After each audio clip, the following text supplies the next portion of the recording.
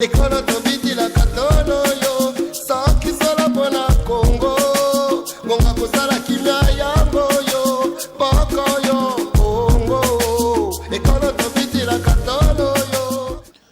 tribune d'expression populaire de ces jours a pour thème la République démocratique du Congo au centre des Nations Unies et de l'Union africaine.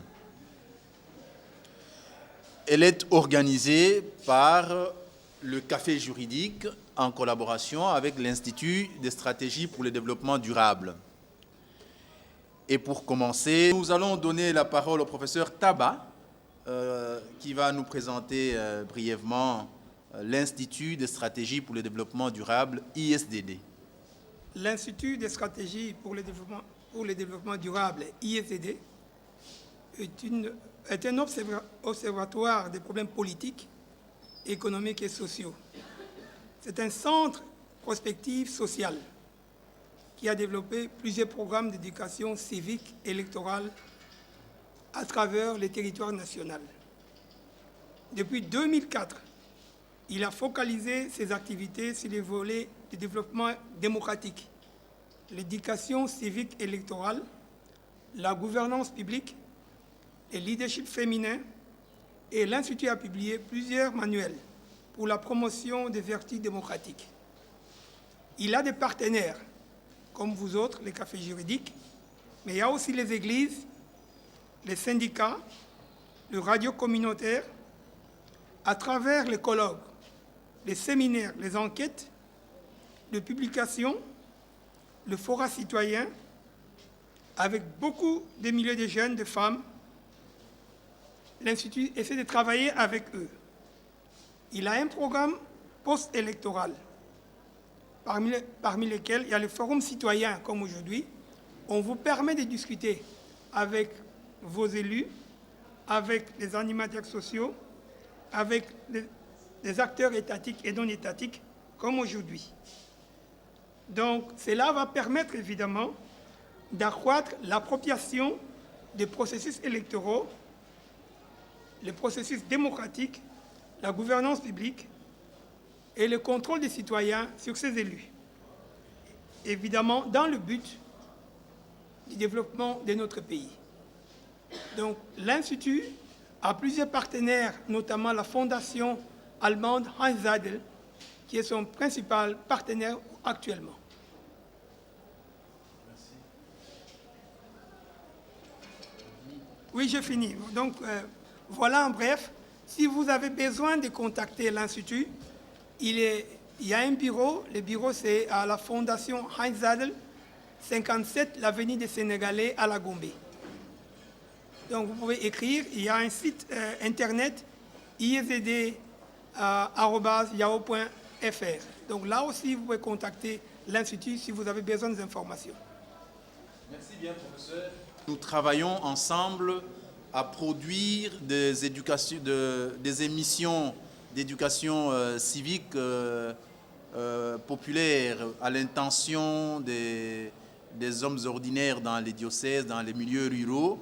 Nous enregistrons généralement des bandes ou des émissions que nous enregistrons sur bande ou sur CD, qu'on envoie dans les radios diocésaines et rurales pour expliciter certaines questions comme la décentralisation, les élections, la lutte contre la corruption. Et un livre très intéressant que l'ISDD a écrit, il y a de cela 10 ans, c'est La corruption, un monstre appelé la corruption. Ça montre l'étendue du phénomène corruption et l'impossibilité de le saisir par une tête. C'est très intéressant pour vous qui êtes des jeunes qui vous destinez à la pratique du droit, de pouvoir lire ces documents-là. Ça vous ouvre l'intelligence à comprendre ce à quoi vous serez affronté demain. Merci donc, professeur Taba, pour cette présentation de l'ISDD. Et sans plus tarder, nous allons, après cette nourriture d'entrée de table, nous allons passer à la nourriture consistante qui sera présentée par mon ami Freddy Moulumba Wabouaï, Freddy, il est le directeur éditorial, d'abord le DG du groupe Le Potentiel et Télé 7, que vous connaissez certainement. Il est journaliste. Il a travaillé depuis de longues années comme journaliste avant de prendre la direction de cette chaîne. Et nous nous connaissons très bien avec Freddy pour avoir commencé les débats à la télévision à l'époque où beaucoup de gens hésitaient sur le plateau de Tropicana. Nous faisions, c'était quoi encore comment notre, le club de la presse. Le club de la presse. Donc Freddy, vous avez la parole. Okay. On m'a demandé de vous parler des limites et portées de la mission des Nations Unies au Congo. Donc, visite du secrétaire général Ban Ki-moon et perspective de fin des hostilités à l'est de la RDC. Vous savez, moi je ne suis pas juriste, je suis politologue, bien entendu je suis aussi journaliste. Je vais analyser cette question sous l'angle des sciences politiques. Et on a la chance d'être sur le terrain. Il y a des informations peut-être qu'on n'écrit pas, mais qu'on connaît, on les garde parce qu'il faut être responsable. Ici, je vais parler en toute liberté. C'est ça peut-être le mauvais côté que j'ai. En tant que citoyen de ce pays, on a le devoir de dire la vérité à notre peuple et d'aider les dirigeants politiques à prendre conscience et d'assumer leurs responsabilités. Mon exposé est divisé en deux parties. La première partie va parler de la MONUSCO. Et la deuxième, c'est sûr, sera consacrée à la visite du secrétaire général Ban Ki-moon ici à Kinshasa, donc au Congo, parce qu'il était aussi à Goma. Ce qui est intéressant, c'est de voir aussi dans notre histoire. Ce n'est pas la première fois qu'on a les Nations Unies, bien les forces des Nations Unies sur notre territoire. Vers les années 60, vous savez très bien, on a eu des forces des Nations Unies qui ont fait à peu près 4 ou 5 ans, 5 à 6 ans, et ils sont partis après que Mobutu ait pacifié les pays, entre guillemets. Donc, ces forces des Nations Unies étaient venues dans le cadre de la pacification, parce que vous savez très bien, c'était la guerre froide entre l'Est et l'Ouest, entre l'Amérique et l'Union soviétique. On a pensé qu'il fallait avoir une force neutre qui pouvait faire à ce que la crise congolaise soit résolue. Mais derrière toutes ces grandes puissances, il se cachent des intérêts. En fait, le Congo, c'est un pays à part. Peut-être beaucoup de Congolais ne sont pas conscients. Nous sommes un cas unique dans l'histoire. Le Congo a été créé grâce aux puissances étrangères, à peu près 14. C'était pour éviter à ce que les puissances européennes s'affrontent. Et on a décidé que le Congo soit un marché libre. La liberté de circulation était, comme dirais-je, une religion, parce que sans ça, il n'y aurait pas de Congo. Et on a confié le Congo à la petite Belgique. On pensait que c'est un pays neutre, il n'est pas très grand, il n'a pas beaucoup d'ambition. Donc, il fallait que la Belgique ait, par l'entremise de son roi, Léopold II, qui avait considéré le Congo comme sa propriété privée. En 1960, le conflit a éclaté.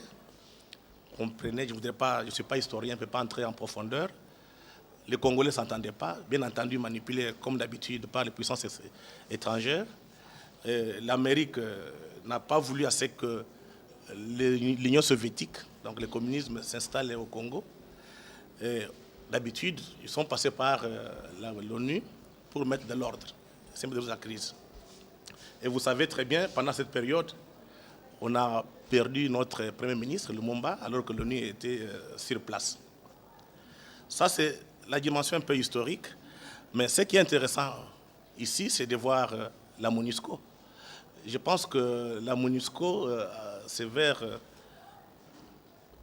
je pense en 2010, qu'on a changé le mandat de la MONUC à la MONUSCO avec la résolution du Conseil de sécurité 1925. Et dans cette résolution, on a confié à la MONUSCO 2 missions, 2 priorités. La première priorité, c'était protection des civils. Et deuxième priorité, c'est stabilisation et consolidation de la paix. Donc ça, un peu les priorités de la MONUSCO. On en parlera un peu plus tard parce que jusqu'à présent, il n'y a ni protection des civils, ni paix, ni consolidation. Mais pourquoi on a changé ces mandats? Pour le Conseil de sécurité, on a pensé qu'il y avait beaucoup de filles à relever. Il fallait quand même qu'on change le mandat de la MONUSCO, et le mandat de la MONUC en la MONUSCO pour s'occuper de la stabilité, de la consolidation de la paix, mais aussi de la démocratie. Mais il y a un livre ici, peut-être, c'est une thèse d'une, je ne sais pas si elle est américaine ou bien britannique, Séverine Auster, qui a publié chez Cambridge, Université de Cambridge Study in International Relations, Trouble with the Congo, Local Violence and Fire of International Peace Building.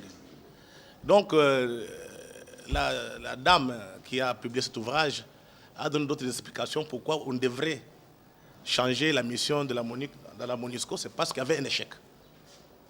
L'échec se situe à deux niveaux.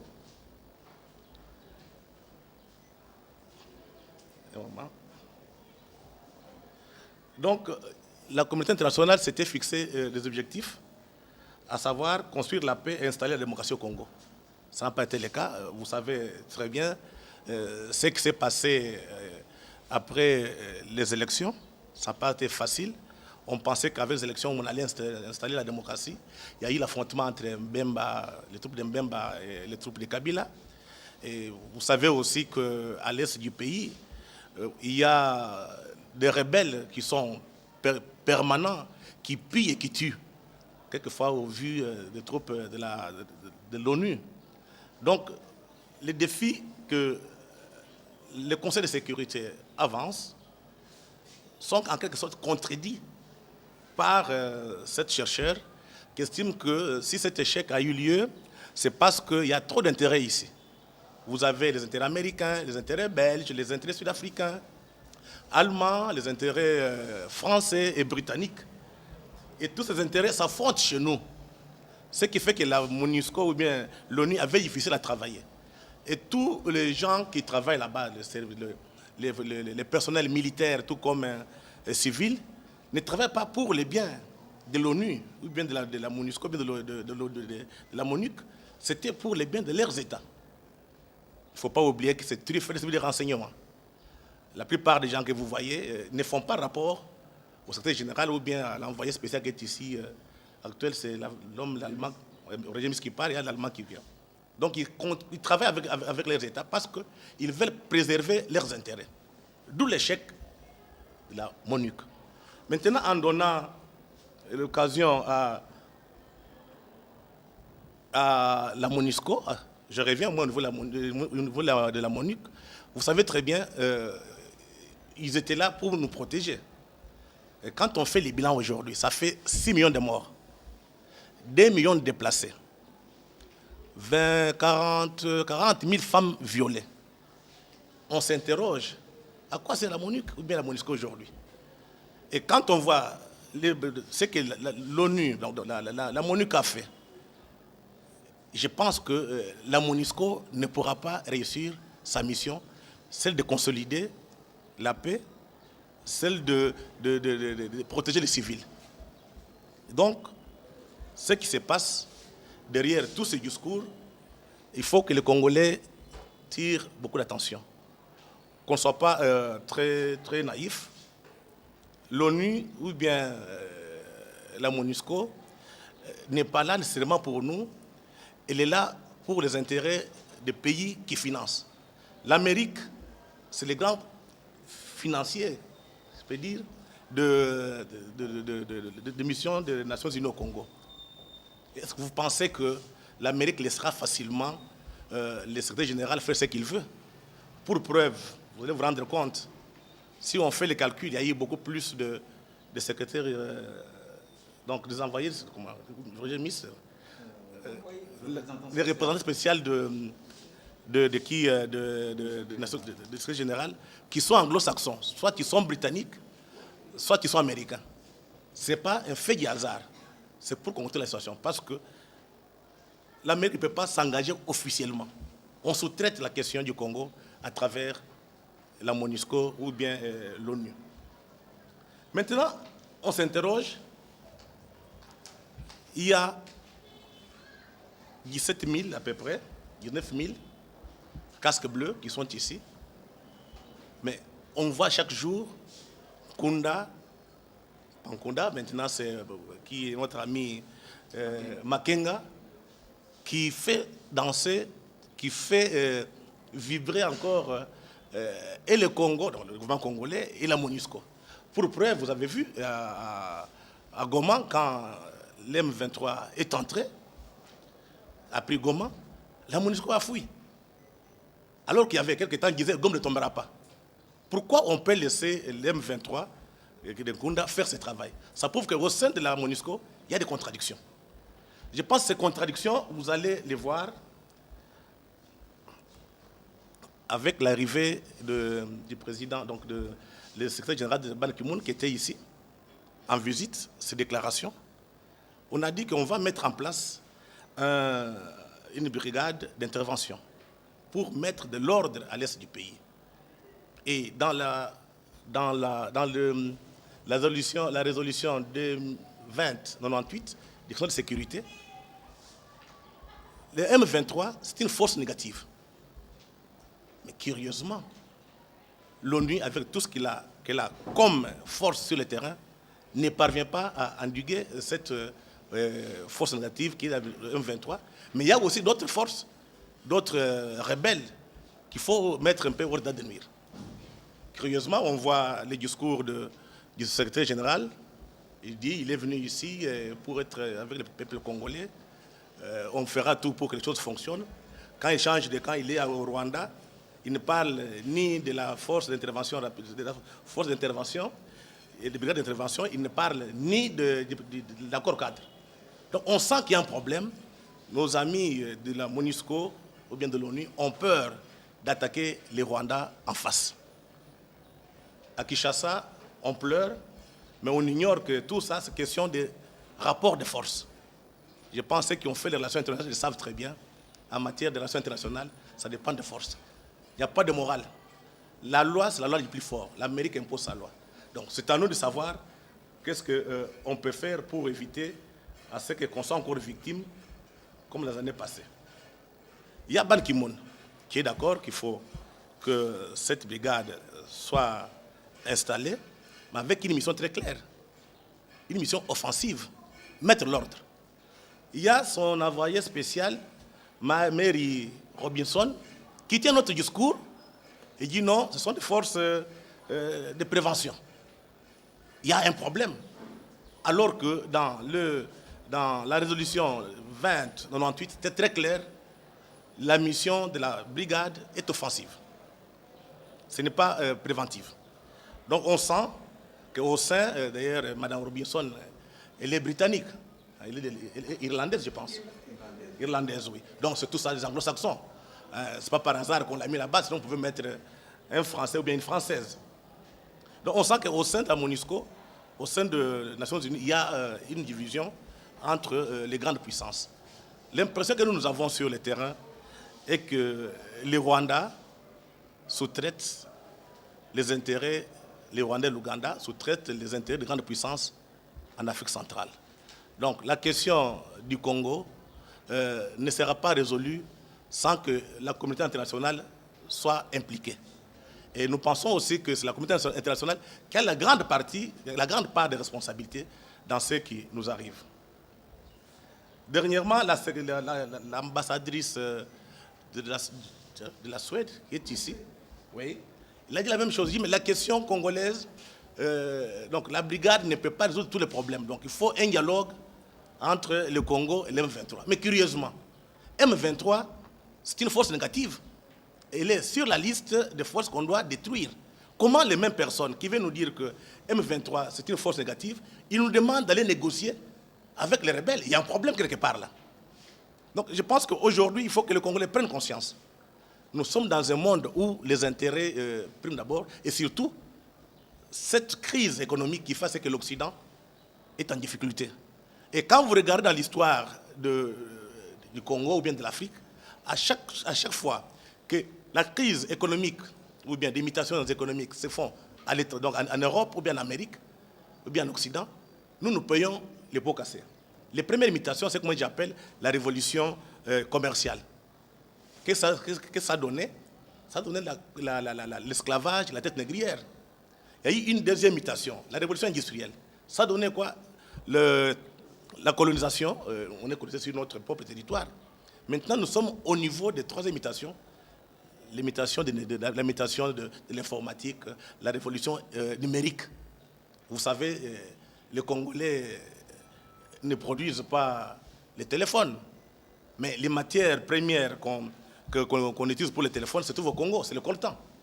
Mais curieusement, ce qui est frappant, au lieu que ces messieurs viennent prendre nos minéraux, peut-être gratuitement, nous laisser en vie, ils ne veulent pas acheter, ils viennent nous tuer et nous piller. Donc ce capitalisme prédateur, ce n'est pas la première fois. C'est pour laquelle, quand nous faisons cette conférence, c'est pour que vous preniez conscience. Nous ne le faisons pas parce qu'on a la haine contre l'Occident. C'est une erreur d'analyse. C'est pour que l'histoire ne se répète pas. Entre 1885 et 1906, Léopold II a tué des Congolais ici. Ça fait à peu près 40 millions, ça dépend des chiffres, jusqu'à 10 millions de morts.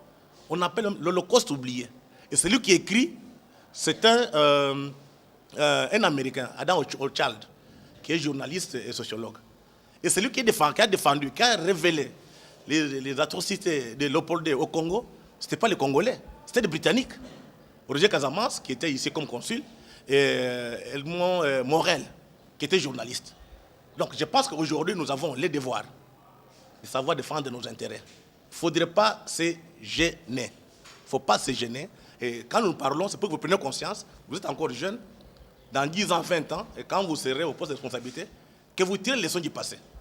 Donc, la MONUSCO, c'est bien, il vient nous aider, mais ce n'est pas sûr pour nos intérêts. Donc, nos intérêts, il n'y a que nous-mêmes qui pouvons comment dirais-je, les défendre. Oui. Dernièrement, quand la guerre a éclaté, quand vous parlez avec nos amis occidentaux, à la MONUSCO, tout comme aux Nations Unies, ils disent non, les problèmes qui se posent à Kinshasa, donc au Congo, c'est un problème économique. Ils estiment que cette crise, si on parvient à mettre l'économie en place, à faire les affaires, les choses vont aller très bien. Mais ils oublient quelque chose. Ce qui est à la base de cette guerre sont des mines. Nos amis occidentaux ne veulent pas que les Congolais aient la main sur les mines. Donc c'est une guerre de mines, ce n'est pas une guerre ethnique comme on le pensait. Donc il faudrait maintenant contraindre aux autres, au lieu de venir nous tuer, piller, qui viennent acheter. Il y a beaucoup de rapports sur les pillages du pays. On n'a condamné personne. On connaît qui donne des armes, on connaît qui pille. Il y a même les nouvelles entreprises. Aucun procès. Pourquoi? C'est question de rapport de force. C'est quand les Congolais prendront conscience et défendre leurs intérêts, défendre leurs morts, ils pourront négocier avec nos amis occidentaux capitalistes qui estiment qu'il faut venir piller ici. Mais avant de terminer mon petit exposé, je voudrais vous donner à peu près 3 considérations. La première considération est qu'on dit dans cette résolution que la solution, la MONUSCO fait partie de la solution de la crise congolaise. Et quelque part, c'est bien dit, le Congo, c'est une menace pour la paix dans les Grands Lacs. Donc, on dit que c'est à cause de nous que les choses ne marchent pas. Mais ils oublient cette dimension géopolitique, ces mutations internationales qui font à ce qu'on soit, comment dirais-je, victime. Mais comme c'est eux qui décident, ils disent ce qu'ils veulent, ils exécutent ce qu'ils veulent. On nous impose. L'exemple précis, l'accord cadre. Donc l'accord cadre pour la paix, la sécurité, pour la coopération démocratique dans la République démocratique du Congo. Cet accord, personne ne peut vous dire que les Congolais ont participé. Ça est imposé. Et dans cet accord, ni le Rwanda, ni l'Ouganda ne sont même pas pointés du doigt comme ceux qui font la guerre au Congo. Donc on a lavé le Rwanda et l'Ouganda. Et maintenant, le Congo qui est victime, on dit qu'il est devenu bourreau. Il y a un problème quelque part là. Donc on sent que dans tout ce qui se passe, l'élite congolaise, politique comme intellectuelle, ne fait pas son travail. Si nous ne parlons pas, ils ne changeront jamais. Ils s'en foutent de nous. Donc il faudrait, quand on fait tel document, que les intellectuels, vous êtes à l'université ici, vous avez des professeurs de droit, c'est de lire et d'expliquer aux gens qu'est-ce qui se cache derrière. Je n'ai pas vu des professeurs de droit dire le contraire. Trop peu, ils passent à la MONUSCO, on leur fait entendre ces discours qui viennent raconter aux gens. Je pense que quand on est intellectuel, c'est qui est censé dire la vérité à la population, dire la population la vérité aux étudiants. La résolution 2098. Et quand vous les lisez, l'accord cadre, la résolution, vous vous rendez compte que nous sommes sous tutelle. Il n'y a que des idiots qui ne peuvent pas comprendre qu'aujourd'hui, on n'a aucun pouvoir. Tout ce que nous devons faire, Kabila doit faire, tout, Matata, ça doit passer par Mme Robinson. Et on doit vérifier. C'est le rôle de Mme Robinson. Même les dialogues, les prétendus dialogues qu'on va organiser, ça sera fait sous la supervision de Mme Mary Robinson. Êtes-vous encore indépendant? Et on ne voit pas dans l'opinion des voix qui s'élèvent. On attend et puis on pleure. Nos intellectuels, beaucoup plus, sont corrompus entre guillemets ou bien récupérés par les plus puissants. On les paye correctement parce que l'État congolais ne fait plus rien. Et notre peuple souffre jusqu'à aujourd'hui. Donc je disais que nous sommes tout tutelle aujourd'hui. On n'a aucun pouvoir sur notre politique économique. Et vous le savez très bien, c'est la Banque mondiale et les fonds monétaires qui gèrent ici. Nous, on ne fait qu'appliquer. Donc on est devenus des gestionnaires des institutions internationales et non des gestionnaires d'un pays indépendant et autonome. Je disais donc la première considération, la MONUSCO devient un problème au lieu que ce soit une solution. Donc là, j'ai pris, par rapport à, comment dirais-je, à la résolution 2098 ou bien 2098, j'ai pris 3 cas de figure. Parce qu'il faut après tout qu'on puisse résoudre cette question.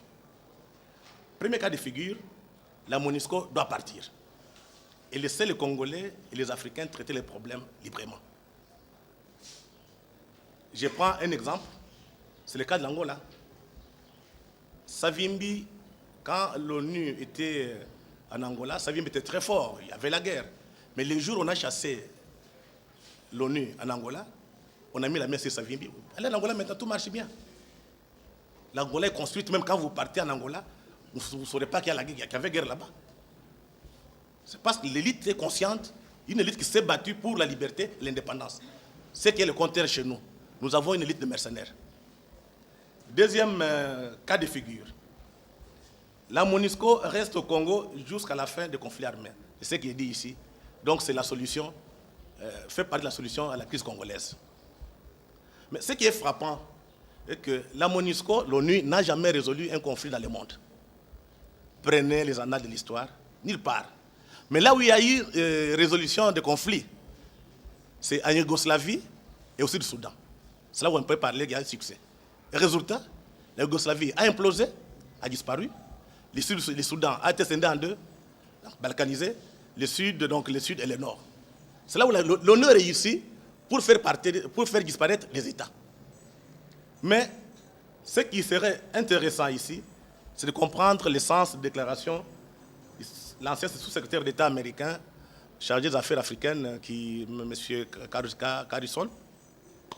C'était un noir américain, mais avec un nom britannique, devant un think tank américain, donc du Parti démocrate américain. Il a déclaré, ça, je préfère vous le lire parce que très souvent, les gens estiment qu'on invente des histoires. L'ancien secrétaire d'État chargé des questions africaines a déclaré que la seule manière de procéder donc, à résoudre la crise congolaise consiste à adopter une solution subtile bénéficiant de l'appui de la communauté internationale. Cette solution miracle, selon Johnny Carson, est celle que les Nations Unies ont expérimentée en Yougoslavie, donc en Europe, et au Soudan, en Afrique. Devant Théophile Frank, démocrate, donc ce qu'on appelle Brookings Institution, Johnny a été très clair. Nous sommes parvenus à une telle solution pour mettre un terme au conflit dans l'ex-Yougoslavie par les biais des accords de Dayton.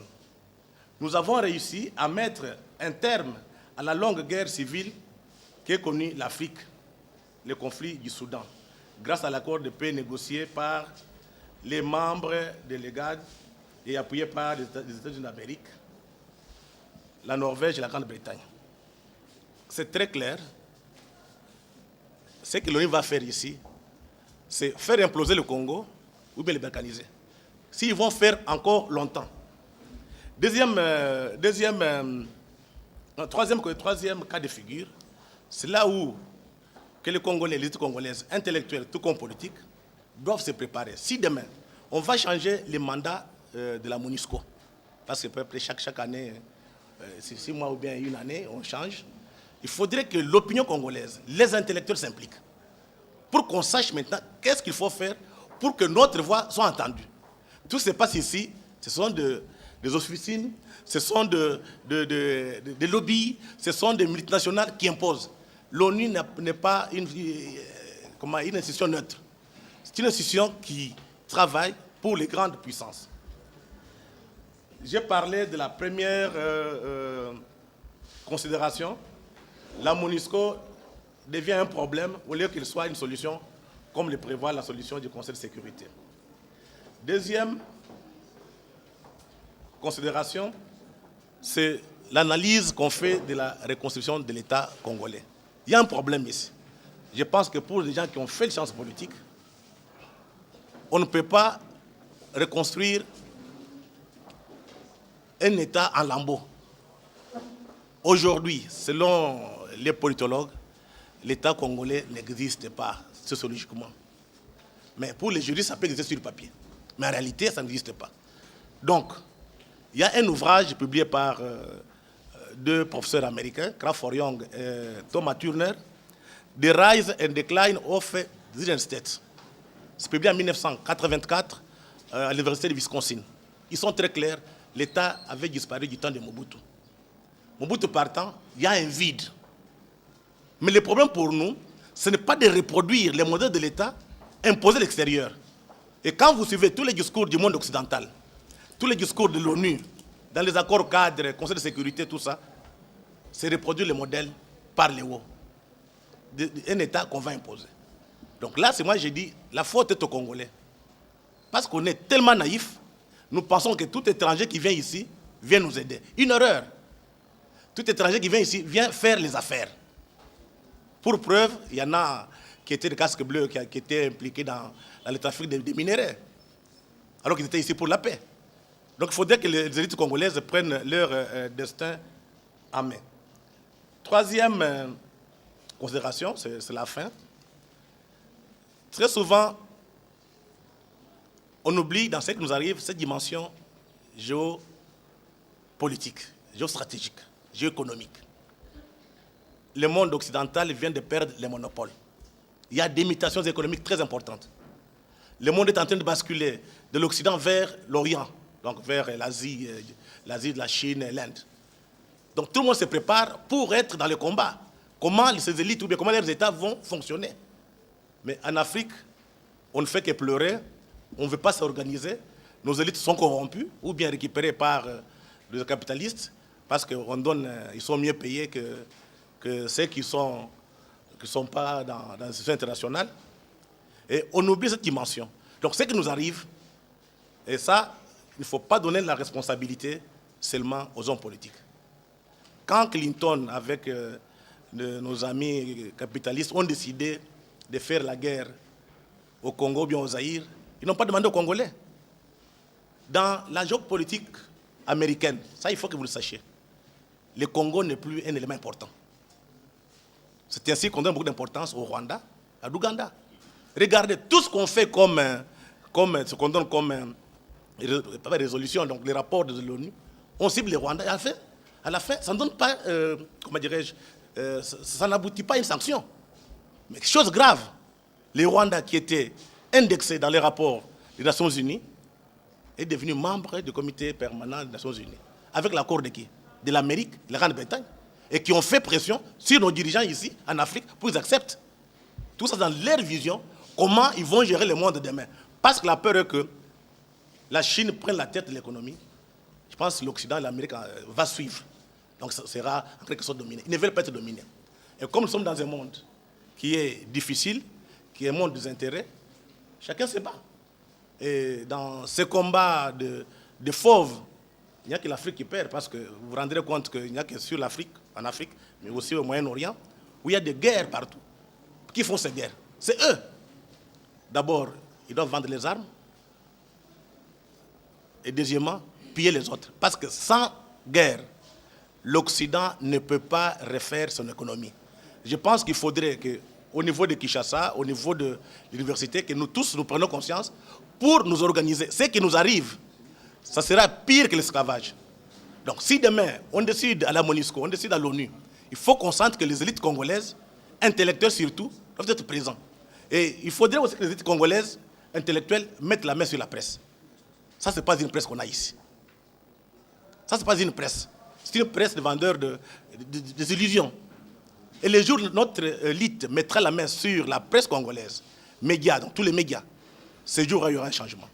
En tout cas, je tiens à terminer par ici et je vous remercie.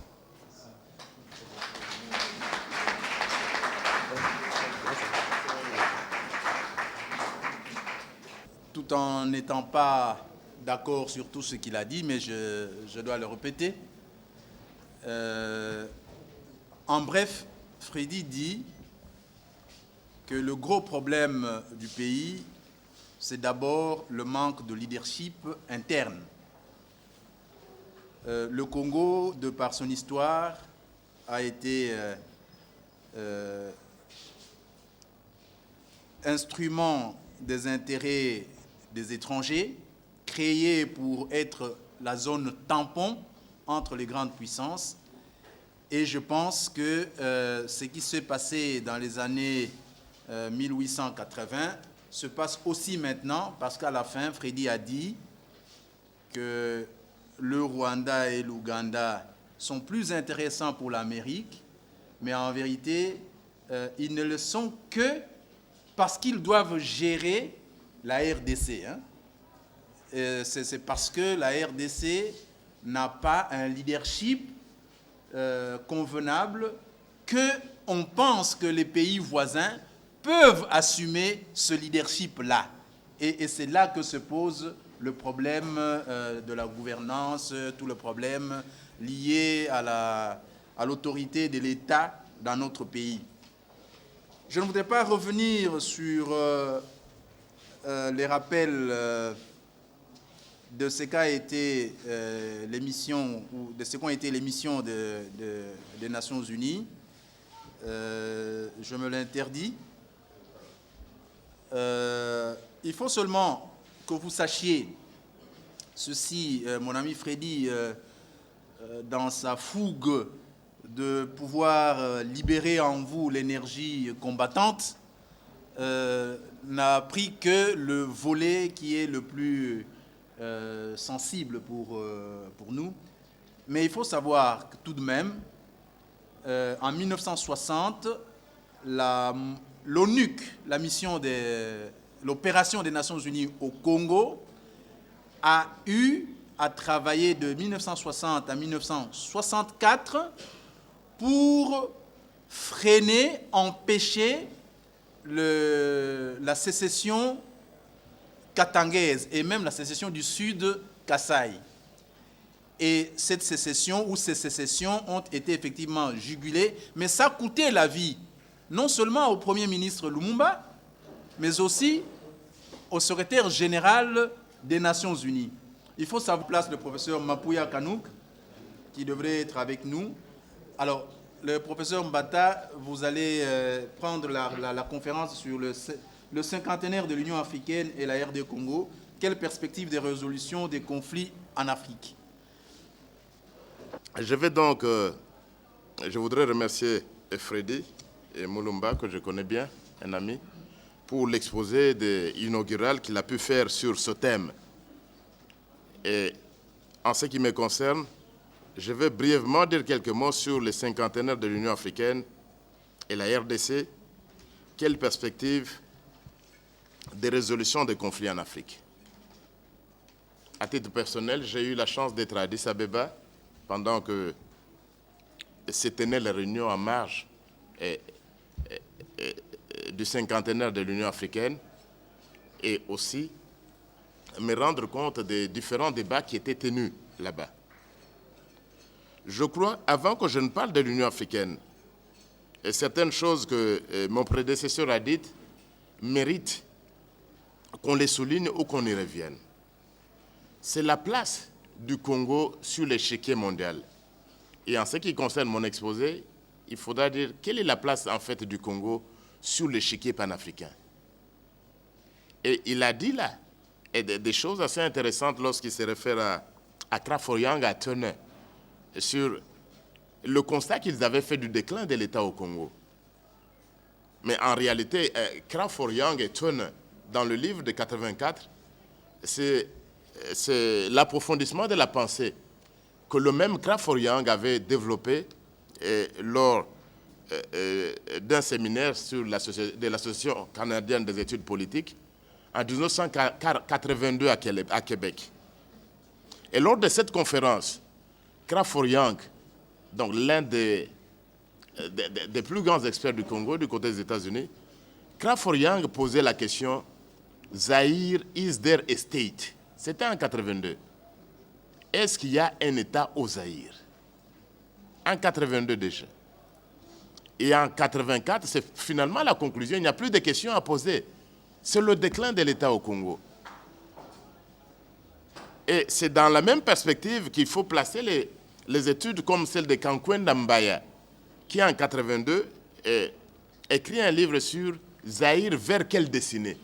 Je crois que c'est un livre qui est longtemps passé inaperçu, le livre de notre aîné Kankwenda Mbaya, et qui était publié au Codestia en 92. Zaïre, vers quelle destinée?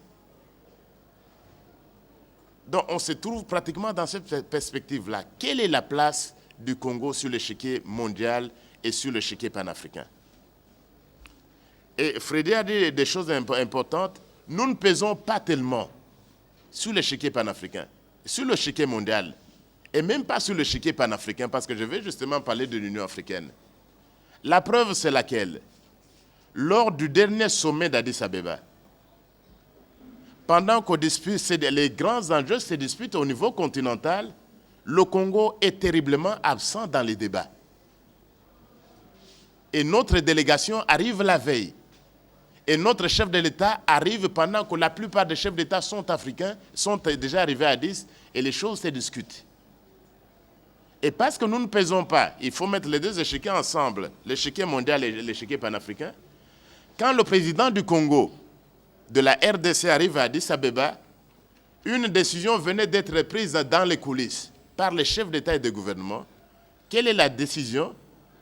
C'est qu'on décide de débarquer le ministre camerounais des Affaires étrangères au profit du ministre ougandais comme candidat de l'Union africaine pour diriger l'Assemblée générale des Nations unies.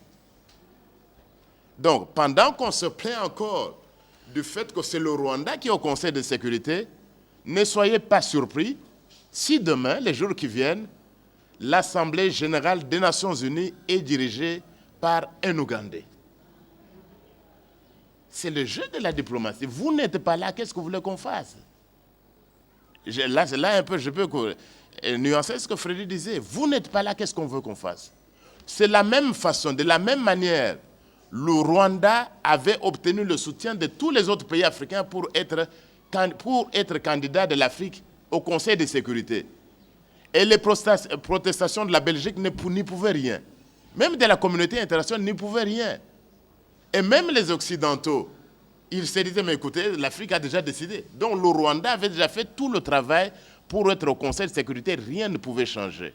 Donc demain, si vous ne le savez pas et si vous le voyez demain, ne soyez pas surpris, c'est le candidat de l'Ouganda qui, si tout va bien, va diriger l'Assemblée générale de l'ONU. Et pendant que l'Ouganda dirigera l'Assemblée générale des Nations unies, le Rwanda, lui, va trôner au nord de l'Afrique au niveau du Conseil de sécurité et imaginer les conséquences. Mais ce n'est pas là. Mon propos, donc, c'est le cinquantenaire de l'Union africaine et la RDC. C'est en fait lié à ce que je dis. Quelle est la place de la RDC sur l'échiquier africain? Et quelle a été la contribution, quelle peut être la contribution de l'Union africaine à la résolution des conflits en RDC. Quelles sont les perspectives de cette dynamique au niveau de l'Union africaine? Donc, la première chose, je voudrais mettre un certain...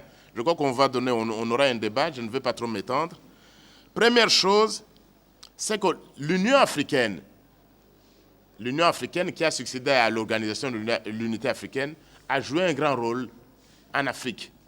Évidemment, comme on a pu le dire, à Addis Abeba, et on va le dire parce que toute l'année est consacrée à une réflexion sur l'Union africaine. Toute l'année, c'est comme ça que les chefs d'État l'ont décidé. Donc, de mai 2013 à mai 2014, il doit y avoir des manifestations dans tous les pays pour qu'on réfléchisse un peu sur l'Union africaine. Et je crois que c'est le lieu de remercier une fois de plus les organisateurs. Parce qu'au moment où notre gouvernement n'y pense pas, alors que c'était une résolution de l'Union africaine, voilà donc l'université qui se met en place pour essayer de réfléchir. Et je crois que cela honore les organisateurs et cela honore l'université. Donc, l'Union africaine a joué un grand rôle. L'apartheid est tombé. Il n'y a plus d'États africains qui sont sous colonisation. Mais sur le plan de la résolution des conflits, il faut se le dire, l'Union africaine n'a pas joué un très grand rôle. La RDC est un exemple, le Mali est également un exemple. Et je vais donner quelques raisons pour lesquelles l'Union africaine n'a pas joué un rôle. Mais d'abord ce constat-là. Dans le cadre de la RDC, qui est l'un des plus grands théâtres des conflits à l'heure actuelle, l'Union africaine n'a pas joué un très grand rôle. Et vous l'avez vu dans tous ces débats entre la brigade, la SADC, qui avait proposé un mécanisme, et à un moment donné, la SADC, en fin de compte, se voit dribbler. Ce sont les Nations Unies. La SADC est intégrée. C'est pour montrer également la faiblesse des États africains. On donne également le cas du Mali. Le Mali, alors que dans le cas de la Renaissance africaine, ce sont les Africains qui devaient être les premiers à résoudre les problèmes. Vous voyez la France au Mali. Et pas vraiment pour les biens des Africains, mais pour les intérêts français. Donc l'Union africaine n'a pas joué un grand rôle dans la résolution des conflits en Afrique, encore moins en RDC. Plusieurs raisons justifient cela. Plusieurs raisons, la première raison, c'est que c'est toujours le jeu d'intérêt. Le jeu d'intérêt, parce qu'en Afrique, on nous dit souvent, la nature a horreur du vide. Et Freddy l'a souligné, l'un des grands problèmes qui se pose au Congo, c'est l'absence de leadership.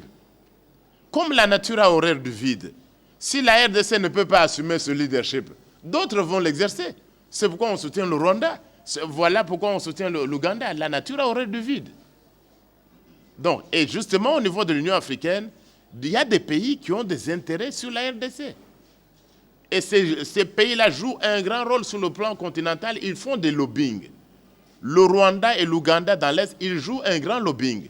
C'est ainsi que l'Union africaine a été vraiment presque absente en dehors des communiqués officiels dans la résolution des crises en RDC. Et même chose au Mali. Deuxième raison, en dehors de cette raison-là qui est fondamentale, il y a aussi le problème des moyens. L'Union africaine n'a pas de moyens. Ils n'ont pas d'argent. Ils veulent même pas une force en stand-by pour intervenir, mais ils n'ont pas d'argent. Ils doivent dépendre, l'Union africaine vit de financement des ONG ou des pays étrangers. Ce n'est pas normal 50 ans après. Ce n'est pas possible. Et les contributions sont modiques. Il y a donc absence de volonté politique au niveau des chefs d'État africains.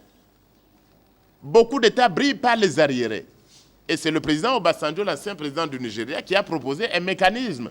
Par exemple, sur tous les voyages en Afrique, qu'on retire ne fût-ce qu'un petit pourcentage, une sorte de taxe pour financer l'Union africaine, parce que jusque-là, on ne contribue pas. Et notre pays ne contribue pas assez. C'est ça l'absence. Vous ne contribuez pas, vous voulez qu'on intervienne chez vous? Vous ne contribuez pas, vous n'aurez même pas de gens dans les structures des Nations Unies. Il y a combien de Congolais qui travaillent à l'Union africaine? Il y a combien de Congolais dans les institutions internationales? Donc ça pose un problème.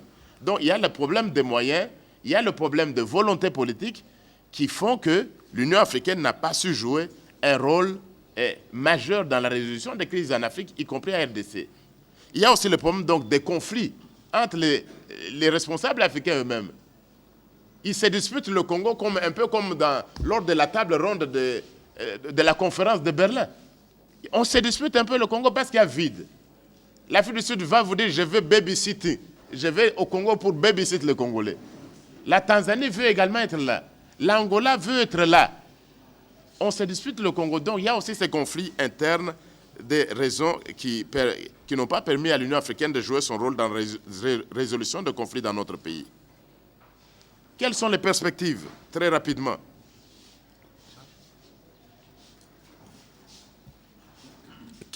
Quelles sont les perspectives?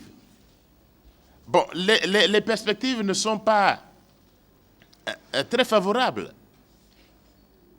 L'Union africaine, à mon avis, ne jouera pas un rôle sans les Congolais eux-mêmes. L'Union africaine ne jouera pas un rôle dans la résolution des crises sans l'intervention des Congolais eux-mêmes. C'est là que je rejoins le premier présentateur. Même les Nations unies ne résoudront pas les problèmes du Congo sans l'intervention du Congo. Donc, crier, applaudir parce que c'est la brigade de la MONUSCO, je crois qu'on s'est fait un peu l'enfantillage. Ce sont les Congolais eux-mêmes qui doivent prendre les devants. Ce sont les Congolais eux-mêmes qui doivent être maîtres de leur destinée. Ce sont les Congolais eux-mêmes qui doivent résoudre les problèmes d'abord. Les autres ne viendront que pour nous assister. Mais tant qu'on va continuer à pleurnicher, un pays qui pleurniche depuis plus de 400 jours, d'après ce qu'on nous met sur certaines télévisions, ça fait honte, effectivement. 400 jours après l'agression, 500 jours après... Non. C'est Chinua Achebe qui disait, le tigre ne proclame pas sa tigritude. Il broie sa nourriture dans la réaction qu'il faisait au discours de la négritude de Léopold Sédar Senghor, Aimé Césaire et les autres. Donc on ne proclame pas on est grand. Le grand Congo, non. On doit s'assumer comme grand. Donc je reprends ce que mon prédécesseur disait si bien. Le Congo ne pourra jouer un grand rôle sans l'intervention du Congolais eux-mêmes. La MONUSCO ne fera rien sans l'intervention des Congolais eux-mêmes. Il faut dire que l'ONU est chez nous depuis 1960. Les Nations Unies au Congo, c'est la MONUSCO actuelle. C'est ce qui s'appelait l'ONUC, qui était demandé par Kasavubu et Lumumba, juste 2 semaines après l'indépendance. Et à l'époque, nous étions agressés par la Belgique. Et maintenant, nous sommes agressés par le Rwanda. Donc, on est dans une sorte de répétition de l'histoire. Il faut que les Congolais se réveillent, il faut que les Congolais jouent un rôle, et l'appel au leadership est important. Le leadership, pas seulement politique, mais le leadership intellectuel. Il faut que les intellectuels congolais se réveillent. Mais malheureusement, on ne le dit pas souvent assez, nous autres, comme intellectuels, nous sommes en quelque sorte devenus des garçons de course des institutions internationales. Il faudrait donc que nous nous assumions, et là-dedans aussi que l'université se réveille pour réfléchir sur l'avenir et le devenir de la nation. Donc les perspectives d'avenir ne dépendent que de nous. C'est à nous de jouer un grand rôle dans l'Union africaine.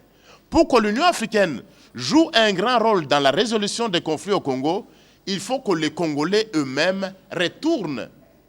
Ils jouent un grand rôle au niveau de l'Union africaine. Cela ne se fait pas encore.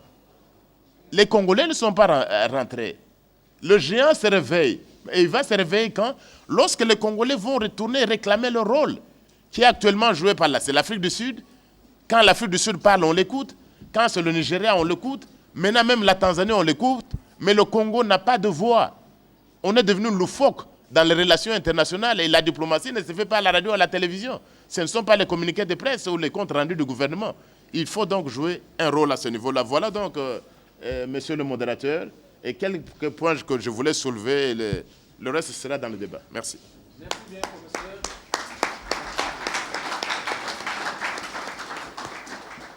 Finalement, le prof est revenu sur l'essentiel, c'est que si le Congo souffre, c'est parce que le Congolais ne prend pas ses responsabilités. Le prof a rappelé qu'aucune assistance extérieure ne pourra remplacer la nécessité de l'engagement des citoyens eux-mêmes, des citoyens congolais eux-mêmes. Le prof a parlé à un moment de l'incapacité de l'Union africaine de pouvoir résoudre les problèmes, les conflits en Afrique, et c'est une incapacité qui est liée au manque de moyens principalement, et le manque de moyens est encore une fois lié au manque de volonté politique, et ce manque de volonté politique renvoie encore une fois au manque de leadership. Je vous donne un exemple très simple.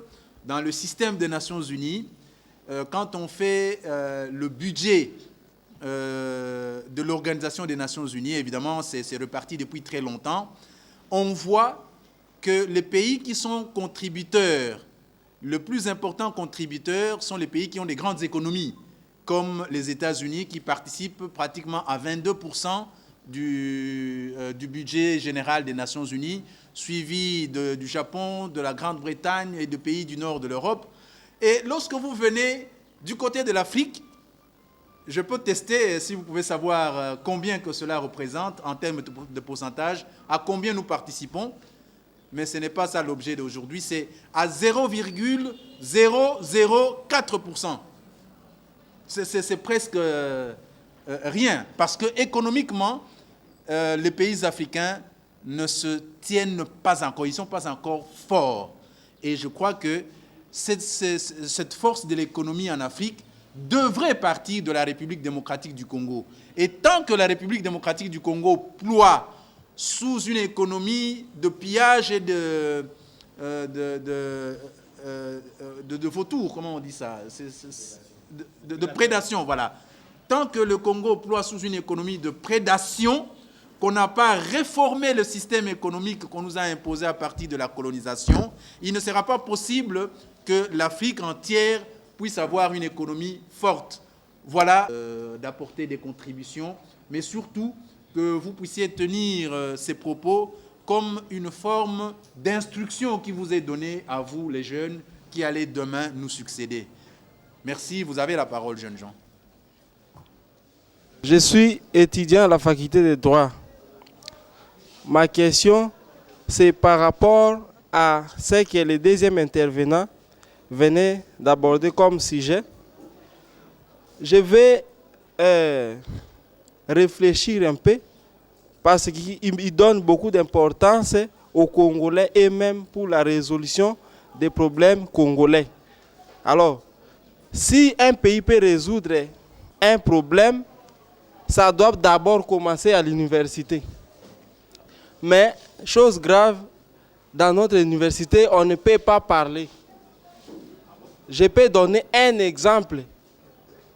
Parce que ce sont des problèmes internes. Je m'assume, je m'appelle Serge Linzabe. Il y a un monsieur qui a travaillé à la CENI. Il n'a pas fait un mauvais travail. Il a fait un très mauvais travail. La même génération, le même monsieur est plébiscité par qui on ne sait pas. Mais on ne peut pas parler. Mais non seulement ça, les universitaires que voici, je peux les appeler des boulets parce qu'ils ne sont pas bléis. Les étudiants n'ont plus l'esprit d'un étudiant. Comment vous avez aboli cette pratique aussi longtemps que ça nous aidait à avoir un peu un esprit de revendiquer? Comment on peut revendiquer? Même à l'université, on ne peut pas parler à plus forte raison ceux qui sont à la cité. C'est un peu ça ce que j'ai voulu dire.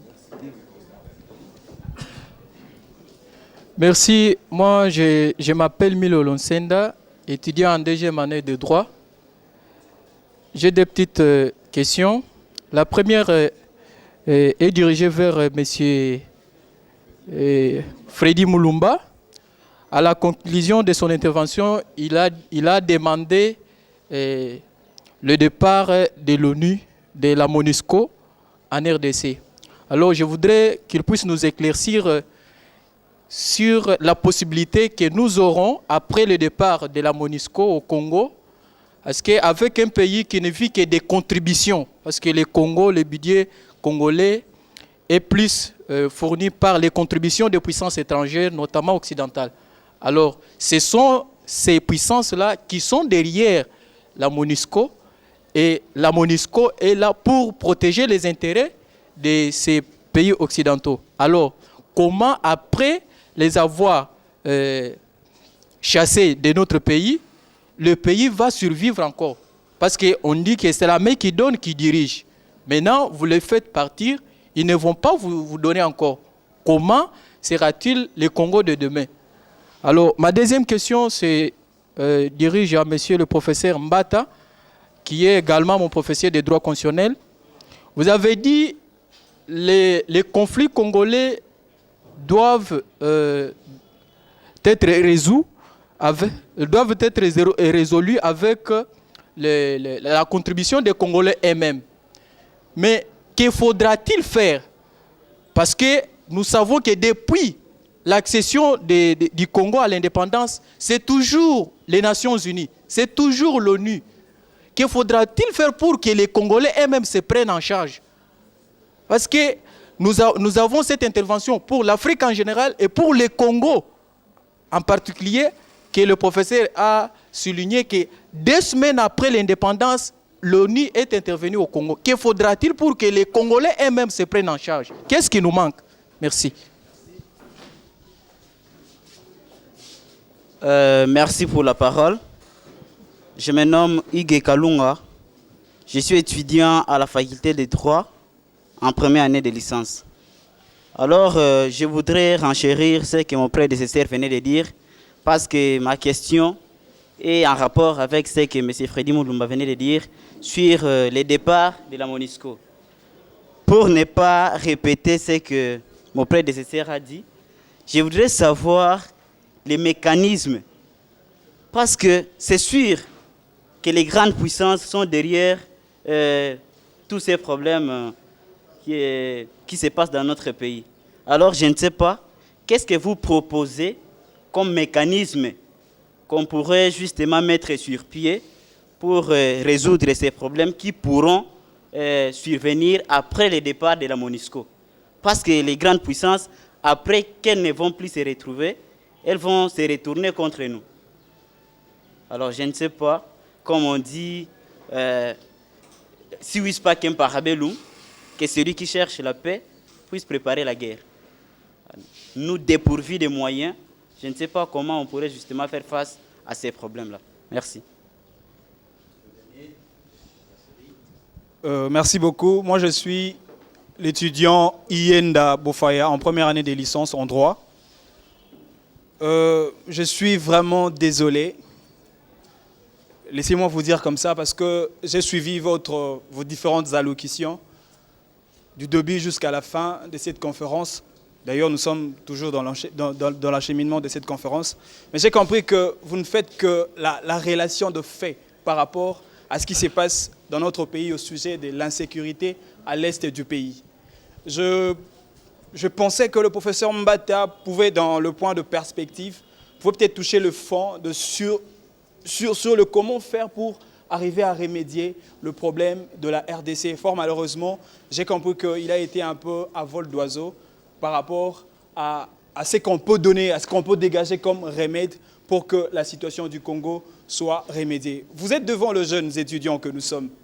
Moi, je pense que la situation du Congo, pour qu'elle soit résolue, il faudrait une catégorie spécifique de citoyens ou une catégorie spécifique de gens, de Congolais, notamment le Congolais intellectuel. Puisque un intellectuel, lorsqu'il est devant un fait, il comprend ou il conçoit le déficit social de son pays comme un problème, et un problème pour qu'il soit résolu avec de réflexions, avec des analyses profondes en vue de trouver solution à ces problèmes. Et deuxième catégorie, il faudrait une catégorie de gens élites. Une élite, c'est quelqu'un qui conçoit son problème comme un combat et un combat pour gagner. Et enfin, il faudrait une catégorie de gens citoyens. Un citoyen, c'est quelqu'un qui comprend ses droits et devoirs face à sa nation. Et donc, puisque nous sommes deux gens intellectuels déjà, je voudrais que nous puissions réfléchir au sujet de l'insécurité de notre pays avec des réflexions profondes. Comment faire pour trouver des solutions? Nous sommes des scientifiques, c'est nous qui devons proposer des solutions aux hommes politiques pour que le politique puisse changer la situation du Congo. Et je m'adresse plus particulièrement à vous, monsieur Freddy Mulumba Freddy. Quelle est votre assiette? Quelle est votre proposition par rapport à la situation de l'insécurité à l'est du pays. Merci. Vous êtes en droit? Je suis en droit en première année des licences. Merci. Merci beaucoup pour la parole. Moi, c'est M. Félix Omanemba, étudiant en 5e année de droit dans l'université qui vous accueille. En fait, vous m'excuserez trop de ne pas savoir un peu la nature de mon intervention. Je ne sais pas si c'est une réflexion à haute voix. Vous y répondez si vous pensez que ce sont des questions. Je m'en vais m'attarder un tout petit peu au thème de la conférence qui me suscite en moi des inquiétudes. Parce qu'on dit la RDC au centre des Nations Unies et de l'Union européenne. En fait, de l'Union africaine, oui. Je me demande en fait si la RDC est au centre ou en marge des Nations Unies et de l'Union africaine, au regard de tout ce que vous avez dit. Et si on devait considérer que la RDC est au centre, est-ce qu'au centre pour être choyé par ces Nations Unies et l'Union africaine, ou la RDC est au centre des Nations Unies et de l'Union africaine parce qu'elle représente un centre d'intérêt, ou c'est dans la perspective de vouloir d'être considéré comme un gâteau qu'il faut se partager, plutôt que dans la perspective de l'instauration de la paix et de la promotion du développement. Et donc, je fais mienne les interventions, les questions des autres, et je m'arrête là. Merci pour la parole. Merci bien. Oui, je pense que j'ai parlé du départ de la MONUSCO. Non, ça va la parole. J'ai pris 3 cas de figure, parce qu'il faudrait un jour qu'on parvienne à résoudre notre crise. Le premier cas de figure, c'est le départ de la MONUSCO. Pourquoi je l'ai dit? C'est parce que ça s'est passé en Angola, un cas qu'on connaît. Quand la MONUSCO, l'ONU était en Angola, Savimbi faisait la guerre, on faisait les affaires, on pillait l'Angola. Mais les jours où le gouvernement angolais a pris une décision de faire partir l'ONU, on a mis la main sur Savimbi et la crise a été résolue. Aujourd'hui, vous partez en Angola, vous voyez comment est-ce que l'Angola est construit. C'est parce qu'il y a des élites conscientes, patriotiques, qui ont le sens de l'histoire. Ce qui n'est pas le cas chez nous. Deuxième cas de figure. Parce que dans la résolution 2098, il est dit quelque part que la MONUSCO fait partie de la solution de la crise en RDC. Cela suppose que la MONUSCO pourra faire longtemps. Donc elle partira quand la crise sera résolue. Or, l'histoire nous montre que l'ONU n'a jamais résolu une crise. Là où l'ONU a résolu une crise, c'est en Yougoslavie et au Soudan. Comment ils l'ont fait? On a implosé la Yougoslavie, on a balkanisé le Soudan. Donc c'est ça la solution pour l'ONU. Donc si nous allons accepter que l'ONU reste longtemps ici, éternellement, la finalité, c'est l'implosion du Congo ou bien sa balkanisation. Ça, c'est le deuxième cas de figure. Troisième cas de figure, l'ONU, on doit demander aux Nations Unies, ça c'est la responsabilité des élites congolaises, politiques tout comme intellectuelles, qu'on nous dise combien de temps l'ONU va rester ici. Et qu'on profite prochainement, quand on va changer son mandat ou bien pour prolonger son mandat, qu'il y ait un débat dans l'opinion. Que le Congolais s'implique pour que demain, si on prend une décision qui ne sont pas à notre défaveur, parce qu'on sait très bien que l'ONU fonctionne avec des intérêts, ce sont des intérêts de grande puissance. Donc, les 3 cas de figure font à ce que, je dirais, qu'il y ait un débat. Donc, ce sont des idées que j'ai données pour qu'il y ait un débat dans l'opinion. Mais je n'ai pas dit qu'il faut les chasser. Mais j'ai pris 3 cas tout simplement. Le premier cas, les chasser, comme en Angola. Deuxième cas, essayer un peu d'éviter à ce qu'il y ait implosion. Troisième cas, que les Congolais profitent pour exiger à ce que le mandat de l'ONU, qui sera peut-être modifié, soit en notre faveur. Et ça, c'est notre responsabilité, la responsabilité du gouvernement et surtout des élites intellectuelles. Parce que je vois très souvent à la télévision, je suis responsable, ça fait très mal au cœur de voir que nous, qui étions à l'école moderne, l'école des Blancs, qui avons appris comment lire les documents, on voit certains intellectuels passer à la télévision et dire des mensonges. Et surtout, professeurs, je suis désolé, trop de professeurs d'université sont en train d'étudier la science. Et à la cité, on n'a aucun respect pour les professeurs d'université. Et quand l'université est en faillite, il n'y a pas d'avenir. Imaginez-vous, d'ici 20-30 ans, on va manquer l'élite. C'est bien d'avoir le doctorat, avoir des licences. À quoi ça sert? Je pense que c'est notre responsabilité. Quand ça ne marche pas, il faut qu'on arrête. On ne peut pas construire une société dans des mensonges. C'est la vérité pourra faire à ce que la société soit bien construite. Donc il faudrait que toute élite, et nous sommes à l'université ici, ici c'est la vérité qui prime. Il faut que vous preniez votre destin en main. C'est anormal. Qu'on ait un grand fleuve qui passe là-bas. Il n'y a pas d'eau à Kinshasa. D'ailleurs, j'étais frappé de voir, même à l'université, il n'y a pas d'eau. Ici, il n'y a même pas de courant. Mais attends. Et vous trouvez ça... Laisse-moi terminer, mon frère. Non, Freddy, Laisse-moi terminer le débat. Ici, c'est un débat intellectuel. Je ne suis pas un politicien. Je dois dire la vérité et nous devons changer. Si on ne change pas, on va disparaître. Non, figurez-vous que ce que j'allais dire est bien plus grave que ce que Freddy a dit. Ici, vous êtes à l'université, bon, vous êtes en situation normale. Mais est-ce que vous savez qu'à la clinique Ngaliema,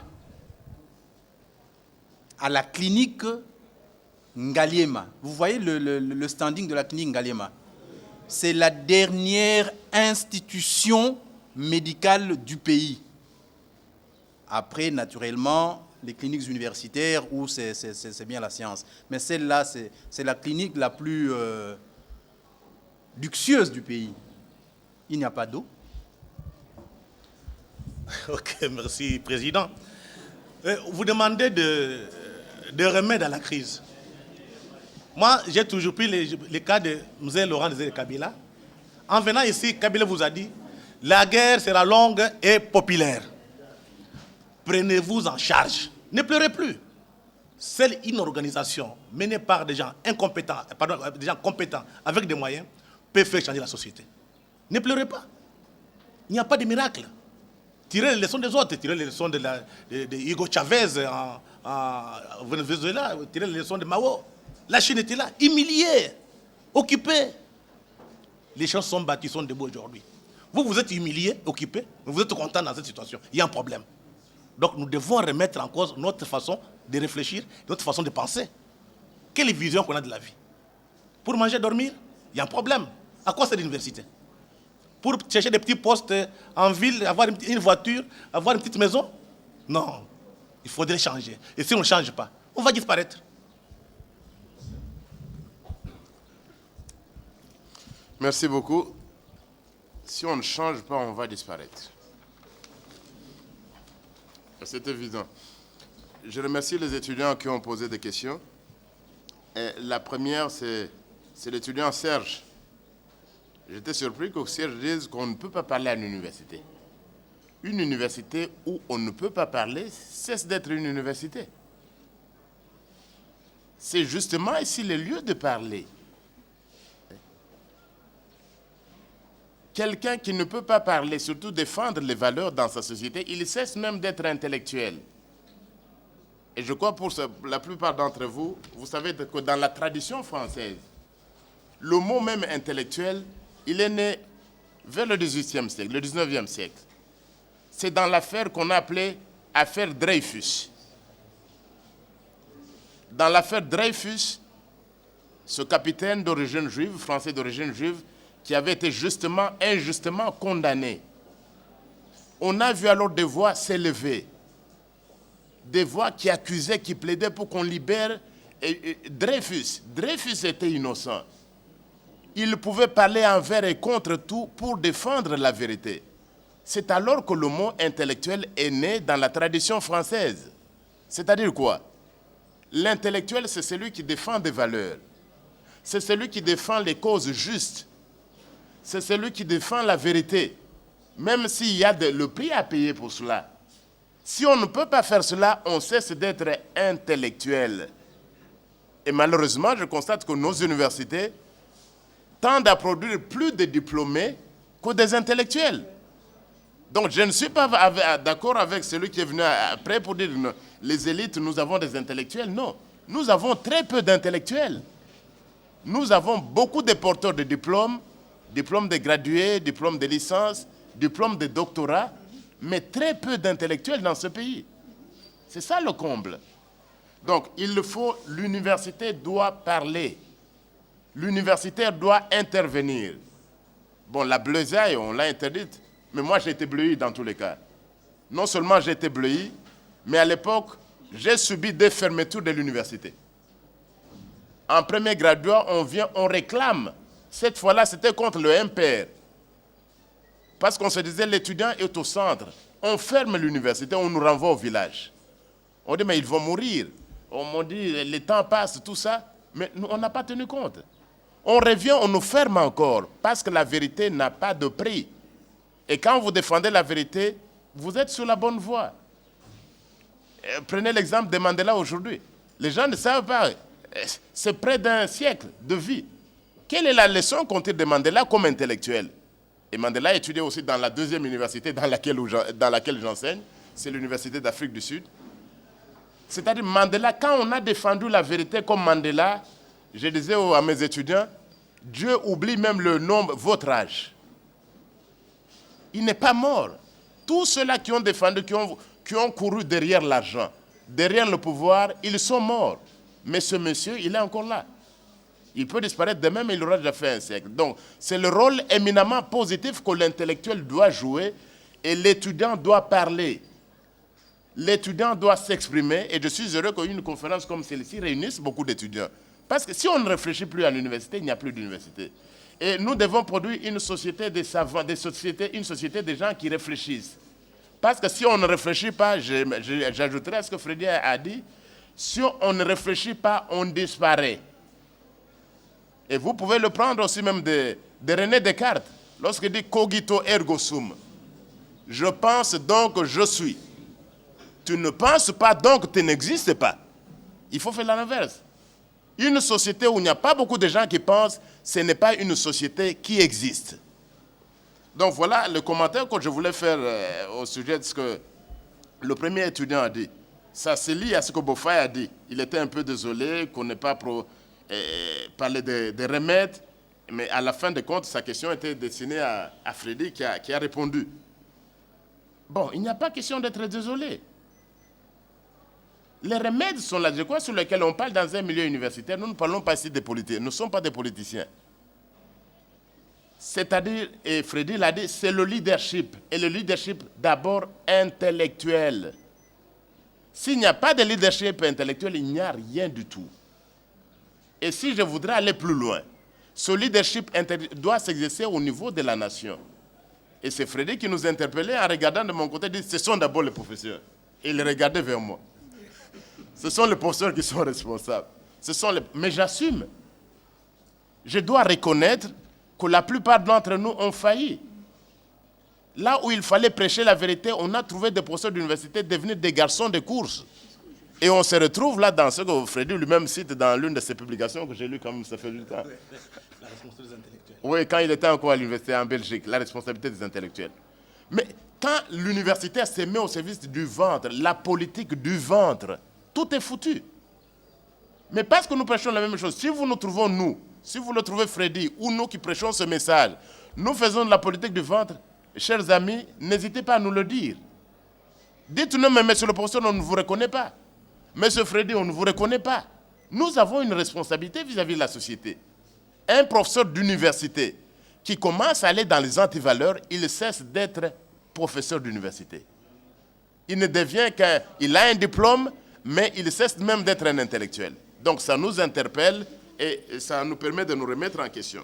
Donc le leadership, c'est très important. La RDC est au centre. Bon, mais je crois que le titre de la conférence est aussi provocateur. Il y a des images, des figures de style. Au centre. Ça me rappelle un peu l'article qu'un autre philosophe écrivait il y a quelque temps, il n'est pas ici. C'est Kamana. Kamana écrit dans Congo-Afrique, dans les années 80, Kamana écrit un article très intéressant. Le Zaïre, le pays de tous les espoirs et de toutes les inquiétudes. Voilà ce que Kamana écrivait, je crois, en 81 ou en 82. Mais nous sommes aux Nations Unies comme le pays de toutes les inquiétudes. Nous sommes à l'Union africaine dont je parlais tout à l'heure comme le pays de toutes les inquiétudes. Et voilà, qu'est-ce que nous devons faire? Nous devons sortir, partir des inquiétudes et redevenir l'espoir du continent et de l'Afrique. La gâchette dont parlait France Fanon, elle doit pouvoir marcher pour le développement et pas pour autre chose. Mais par où commencer? C'est d'abord les intellectuels. C'est d'abord un leadership. Ce sont les Chinois que nous avons chez nous qui enseignent le poisson pourri d'abord par la tête. Et alors vous voulez changer les choses? C'est le leadership politique et intellectuel. Qu'on joue sur la tête aussi. Je ne parle pas de la tête politique, la tête intellectuelle. Je vous remercie. Bien, je voudrais, si vous m'autorisez, n'est-ce pas, placer un petit mot avant la poursuite. Je vous présente, c'est le chargé du programme de l'IFDD, M. Rachid Kayumbo. Voilà. Je voudrais placer un petit mot pour tenter, n'est-ce pas, d'assouvir un peu votre soif, notamment sur 3 aspects importants des questions qui ont été soulevées ici. Le premier aspect qui a retenu mon attention, c'est la peur de s'exprimer. Ça m'a vraiment touché très profondément et ça devient plutôt une inquiétude. Voilà pourquoi l'Institut de stratégie pour le développement durable a été mis en place. Je crois qu'on l'aurait dit au départ, n'est-ce pas, de cette conférence. L'Institut de stratégie pour le développement durable est un observatoire des problèmes politiques, économiques et sociaux de la République démocratique du Congo. C'est aussi un centre de prospective sociale, c'est-à-dire là où on réfléchit au regard des problèmes économiques, politiques et sociaux, ce qui pourrait arriver en RDC dans 10 ans, dans 25 ans, dans 50 ans, soit faute d'un leadership, comme on est en train de le dire ici, soit pour avoir appliqué une mauvaise politique de limiter la liberté d'expression, soit parce qu'on n'a pas su, n'est-ce pas, utiliser les ressources naturelles de ce pays, les investir de manière appropriée pour que les générations à venir puissent aussi tirer profit et vivre comme des hommes dignes de l'humanité. Et la troisième mission de l'ISTD, c'est de promouvoir une tribune libre des intellectuels. Nous pensons que nous sommes venus ici organiser une conférence tout simplement parce que nous devons éveiller votre conscience et désormais tous ensemble participer au débat citoyen. Parce que nous voulons tous que ces citoyens congolais et nous aimons ce pays. Voilà, donc nous pensons que nous ne pouvons pas nous inquiéter outre mesure lorsqu'on limite la liberté. Mais je crois que les espaces pour s'exprimer sont nombreux et nous pourrions, n'est-ce pas, contribuer tous à ce que ces espaces-là puissent être plus efficaces. Le deuxième problème que j'ai voulu, n'est-ce pas, aborder ici, avant la poursuite du débat, c'est que lorsqu'il nous a été permis, n'est-ce pas, de prendre part à certaines conférences internationales, nous nous retrouvons en Suisse. À l'époque, c'était les Zaïre. On disait, ouais, vous savez, les Zaïrois parlent français plus que les Français. Ils écrivent le français plus que les Français. Mais ce sont des intellectuels de la 2e génération. Ça signifie quoi? Ça signifie que nous savons parler français, lire, nous présenter en public. Mais nous sommes incapables d'extraire de notre discours des produits qui doivent entrer dans la compétition mondiale. Voilà ce que ça veut dire. Donc nous pouvons dire ici que nous sommes des intellectuels, mais tant que nous ne serons pas en mesure de transformer les ressources du Congo en richesse, nous ne serons pas intellectuels. Ne vous trompez pas. C'est la République tout entière qui est visée pour les démembrer. Pour la démembrer, excusez-moi. Il y a eu un moment, il y avait une tentative de ce qu'on appelait l'amphithéose de Moanda. Je ne sais pas si certains d'entre vous ont entendu parler de ça. Ça veut dire, on devait faire, n'est-ce pas, de toute la partie de l'ouest du Congo, hein, n'est-ce pas, un État sans police, hein, sans armée, mais avec les multinationales pour exploiter le pétrole au profit des étrangers, pas au profit des Congolais. Les barrages d'Inga, aujourd'hui, il est une préoccupation parce que ceux qui vont investir, les pays qui vont investir dedans, ils vont exporter l'électricité, hein, au Moyen-Orient, en Europe, au nord de l'Afrique. C'est eux qui seront servis en électricité. Combien de Congolais seront auront accès à l'électricité. Voilà les questions pour lesquelles on doit pouvoir trouver les mécanismes. Et les mécanismes, c'est dans tous les secteurs. C'est-à-dire la souveraineté alimentaire, au lieu d'importer des croupions, n'est-ce pas, et des piodi, parce que nous en avons la capacité de produire. La souveraineté agricole, parce que, souvenez-vous, l'INEAC, l'Institut national... Oui, je vais terminer par là. C'était donc le centre des études agronomiques du monde au Congo. Donc nous ne pouvions pas être aujourd'hui en train, n'est-ce pas, d'importer certains produits agricoles. Donc ça fait que nous avons des choses que nous devons pouvoir faire nous, mais en nous organisant comme un État normal. Je vais essayer d'y apporter un tout petit peu, un petit éclairage. Mon ami Freddy, il est très acide contre non seulement la MONUSCO et les Nations Unies, mais contre, en fait, le plan de balkanisation du pays, et il le voit toujours venir à partir de l'extérieur. C'est évident que ce sont les autres qui veulent que le Congo soit morcelé, et les Congolais, dans notre ensemble, je me suis promené du nord au sud et de l'est à l'ouest, il me semble que cette conscience-là dans les Congolais n'existe pas. Sauf, c'est vrai, maintenant, petit à petit, on commence à parler d'un petit Roland indépendantiste au Katanga.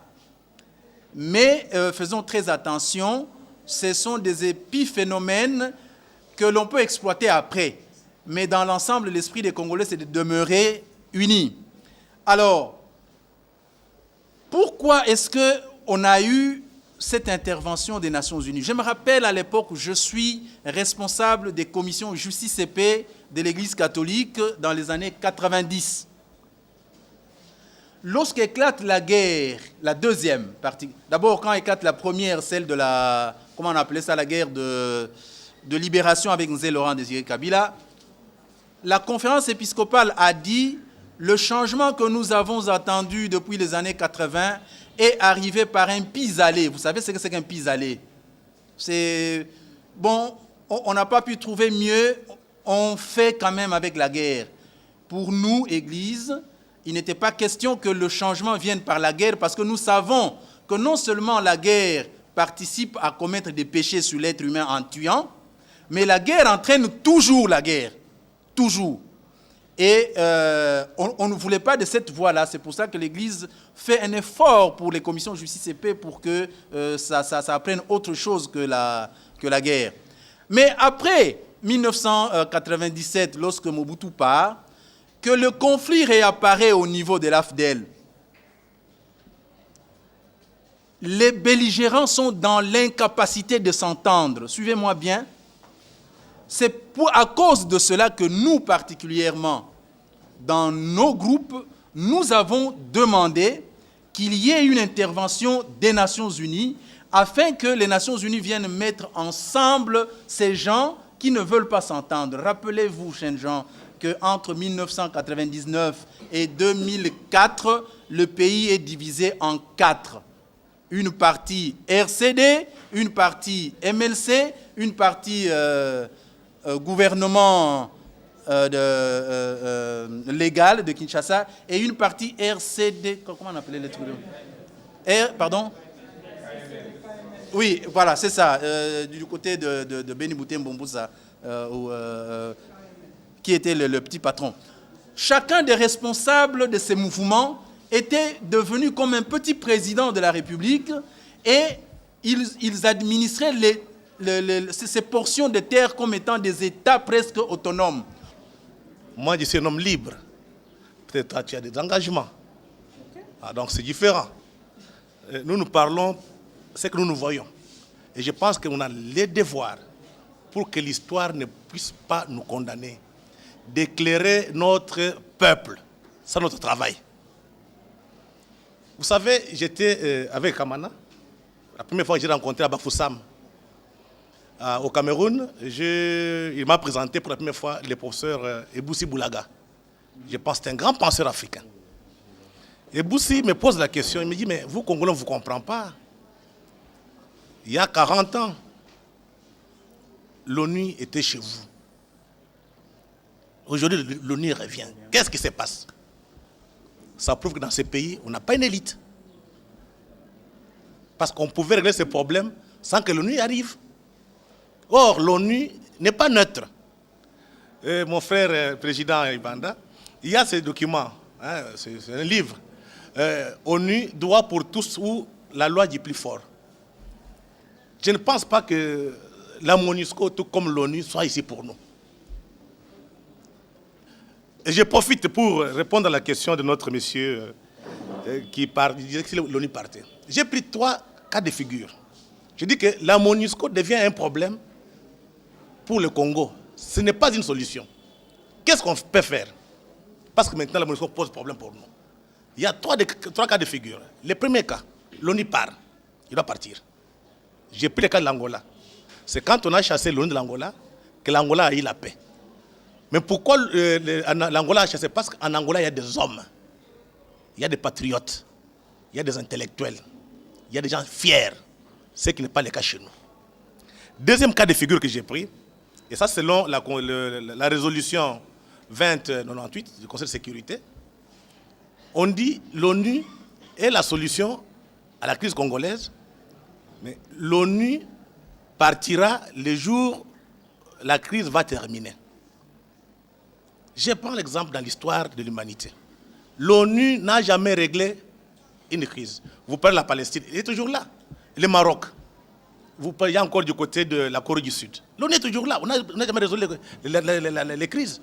Mais, quand l'ONU résout les crises, c'est quand les pays disparaissent. J'ai pris le cas de la Yougoslavie. À Yougoslavie, l'ONU a fait imploser la Yougoslavie avec l'accord des grandes puissances. Parce que l'Amérique voulait faire la guerre à la Russie, ou donc à l'Union soviétique, et le communisme. Aussi le Soudan. Au Soudan, l'ONU est arrivée à couper le Soudan en deux morceaux. Vous avez le nord et le sud. Qu'est-ce qui est à la base? Le pétrole. Ce n'est pas pour les biens des Soudanais comme on le pense là. Parce que John Garang voulait avoir un État un peu fédéral. Mais ici, il y a 2 États indépendants. Donc c'est pour que l'Occident, l'Amérique en particulier, contrôle le pétrole. Donc il y a des enjeux économiques, enjeux géostratégiques, enjeux géopolitiques que l'ONU sous-traite pour les grandes puissances. Donc ce n'est pas une puissance neutre. Et j'ai pris les 3 cas de figure. J'ai dit, c'est vrai, l'ONU est là. Elle peut rester longtemps, mais nous devons demander des comptes. Ça, c'est le problème des Congolais. Et les politiques, les intellectuels, ça va prendre combien de temps? Nous demandons, et puis nous devons participer au débat. Quand il y aura le changement du mandat, comme ça on dira, nous voulons participer de façon qu'on sache que cette fois-ci, on ne va pas aller contre nos intérêts du pays, contre les intérêts du peuple. Regardez la plupart des réconciliateurs qui viennent ici. Vous imaginez, tous ces rebelles-là, les Nkunda, les Bosco, ils sont en bon terme avec la communauté internationale. La MONUSCO est là, Bosco prend la bière à côté. Et vous pensez que si la MONUSCO est là, si la MONUSCO peut rester longtemps, est-ce qu'il va régler cette crise? Moi, je ne pense pas. Il faut qu'on prenne notre destin en main. Personne ne viendra nous libérer. Personne. Et si vous ne comprenez pas ça, si vous êtes complaisant, comme notre élite aujourd'hui, ce sera pire que l'esclavage. Donc on a droit de dire la vérité à notre peuple, l'organiser pour retrouver notre indépendance. Évitons des petites querelles d'inutiles là entre PPRD, IDPS, sont des mangeurs de foufou tout simplement. Mais ils n'ont aucune vision à long terme. Donc il faut penser à nos enfants, à nos petits-enfants. J'ai dit, il ne faudrait pas qu'un jour nos petits-enfants viennent déterrer nos cadavres et les fouetter. On n'a pas été dignes. Le Mumba n'a pas fait l'université, Kassavou non plus. Ils sont battus pour l'indépendance de ce pays. Comment vous, avec vos diplômes, vous êtes incapables? On vous corrompt, vous prenez. Oh non, tel ambassadeur m'a dit, et tel m'a dit. Tout le monde a peur de mourir. Ah non, faites attention, on va vous tuer. Pour quelle raison? Non, nous devons prendre notre destin en main. Et je pense que la solution, c'est le départ de la MONUSCO, parce qu'elle finira par partir. Mais mieux vaut raccourcir un peu les souffrances, le temps et les souffrances du peuple. Ça fait 6 millions de morts, 2 millions de déplacés, qui sont dans la forêt aujourd'hui. 40 000 femmes violées, je ne sais pas, vous vous rendez compte. Parce que vous êtes à Kinshasa, vous prenez la bière dans des bars, vous dansez, vous n'êtes pas conscient. Demandez aux gens de Kivu, qui sont là-bas, on viole leurs parents, grand-mère, on viole même les petites filles, à leur présence. Docteur Mukwege était passager ici. Non, si on était des humains, On n'allait pas accepter que cette histoire traîne longtemps. Parce qu'on viole nos femmes, l'ONU est là, elle ne fait rien. On tue les gens, l'ONU ne fait rien. Et quand vous parlez avec eux, non, les Rwandais, il y a les génocides. Non, ça fait 6 millions. Qui en parle? C'est le jour où il va partir, il finira par partir. Mais il faut négocier son départ.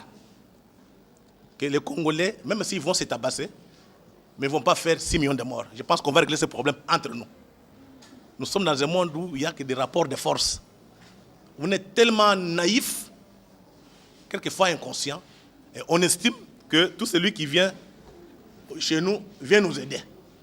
Non, il faut changer. Vous connaissez tellement le monde occidental. Les Occidentaux, quand vous lisez leur histoire, l'Occident s'est construit, sinon l'Union européenne, l'Europe, grâce aux guerres, ou bien à cause de la guerre. C'est leur culture. Ils sont comme ça. Ils ont cette logique-là. Quand vous êtes fort, ils négocient avec vous. Vous êtes faible, ils vous écrasent. Comment voulez-vous, ça fait 5 siècles de domination, esclavage, traite négrière, colonisation. Les mêmes personnes viennent vous dire non, on vient vous développer. Et vous croyez? Non, vous n'avez pas fait l'université. Honnêtement. Si quelqu'un a fait réellement l'université, il doit se méfier de tel discours. C'est pour nous endormir et entretenir la domination. Je profite pour parler de la question de l'État. Je pense que, moi je ne suis pas juriste, je pense que pour les juristes, l'État existe parce qu'il est reconnu sur le plan international. Mais dites-moi aujourd'hui, à Rutshuru, qui contrôle? Est-ce que nous avons le compte sur nos matières premières? Tout l'Est, là, qui contrôle? Personne. Ils nous ont de non-État. Mais sur le plan juridique, on dit que l'État congolais existe. Mais sur le plan réalité sociologique, honnêtement, l'État n'existait pas. Mais quand je parle de ça, c'est par rapport un peu à la science politique. Et il faut savoir que dans notre histoire, on a connu 2 modèles d'État. L'État colonial, qui a été imposé par les capitalistes avec Léopold II, qui s'est effondré en 1960, quand les Blancs sont partis. Et on a passé une période de vide, entre 60 et 65. On fait un coup d'État, il construit l'État, qu'on dit, patrimonial. C'était sa propriété privée en quelque sorte, avec ses amis, ses courtisans. Cet État a failli, a disparu en quelque sorte. Et là, je pense que les livres de Thomas Turner et Casferion en témoignent sérieusement. Donc, maintenant, le problème se pose, nous voulons quel État aujourd'hui? On vient de dire tout Congolais versé uni. Mais avec quel État? Ça, c'est le travail des universitaires, pas des politiciens. Quand l'universitaire n'est pas capable de produire une bonne pensée, il ne faut pas attendre des politiciens. Donc il faut que notre université fasse un travail pour proposer une nouvelle forme de l'État qui cadre avec nos réalités. On ne peut pas comprendre, quand vous partez à la cité, il y a l'État. C'est normal.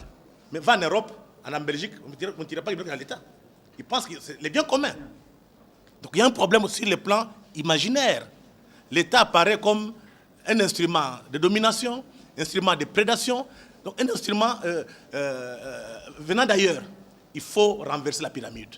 Il faudrait que les Congolais, aujourd'hui, comprennent que l'État, c'est eux. Il faut les faire participer. Et ça, il faut une autre construction. Il faut un travail fait sur le terrain par les chercheurs congolais. N'attendez pas les discours de la Banque mondiale, n'attendez pas les discours de nos étrangers là. Ils font ces calculs, ils nous proposent le mode de l'État pour entretenir la domination et non pour nous libérer. Donc, aux intellectuels, les professeurs d'université de faire leur travail, au lieu d'aller chercher du travail en ville dans des petits cabinets pour porter des manettes des autres. Hein, prof? Donc, je termine par manque de volonté politique. Ce qui est vrai, moi, je fréquente les hommes politiques. Effectivement, il y en a qui sont conscients, mais qui n'ont pas de pouvoir. Il y en a qui sont médiocres. Chez moi, à la télévision, j'ai interdit à tous les médiocres de passer. Parce que la presse est responsable. C'est ce qui nous arrive. Un individu qui n'a aucun niveau vient avec l'argent, il te donne, tu prends grand titre à la télévision. Quel discours il apporte? Le lendemain, commence à vous pleurer, oh non, il n'y a pas de liberté. parce qu'il y a des médiocres. Si la presse sélectionne les élites, ce n'est pas n'importe qui passe. Même quand vous passez, il faut avoir un discours, des arguments. Je pense qu'on pourra déboucher sur peut-être un État démocratique où les libertés seront respectées. Sans une presse responsable, gérée par des intellectuels et non des commerçants, il n'y a pas d'avenir. Donc il faut mettre la main sur la communication. Je ne sais pas combien de Congolais ont lu la résolution 2098. Vous êtes au courant de ça? Allez sur le net, il faut le lire attentivement. Notre pays est sous tutelle. Sous tutelle. L'accord cadre avec, avec la résolution nous met sous tutelle. Nous sommes encore revenus à, donc, je dirais un peu à la situation de Sun City. On a fait 2 élections et aujourd'hui, les mêmes personnes qui ont financé les élections, qui disaient que c'était des réussites, reviennent. Ils sont venus pour nous achever. Mais je pense que M. Crispin n'est pas d'accord avec moi. Nos amis sont venus pour nous achever et imploser le pays. Je vais vous lire quelques phrases quelques lignes de la résolution. Oui, on dit, ça c'est considérant la situation en République du Congo constitue encore une menace pour la paix et la sécurité internationale. Oui, okay. Invite l'envoyé spécial pour la région des Grands Lacs, nouvellement nommé en coordination avec les représentants spéciaux pour la République démocratique du Congo, avec les concours voulus de celui-ci, à diriger, coordonner et évaluer l'application des engagements nationaux et régionaux pris dans l'accord cadre tel qu'énoncé dans l'annexe A. Annexe A, oui. Annexe là, c'est ce qu'on demande à l'RDC à faire. Oui. Regardez l'annexe A. Ce qu'on demande à la RDC. Donc, qu'est-ce qu'on demande ici? C'est ça pour le gouvernement. Oui. Annexe A sont pour le gouvernement de la République démocratique du Congo. Vous allez lire pour comprendre que notre gouvernement n'a aucun pouvoir de décision. Ce sont les autres qui décident, et c'est à partir de Washington, pardon, à partir de New York. Donc, que ce soit Matata, que ce soit Kabila, personne n'a le pouvoir. Vous parlez, professeur, du dialogue, ce dialogue intercongolais, tout ça.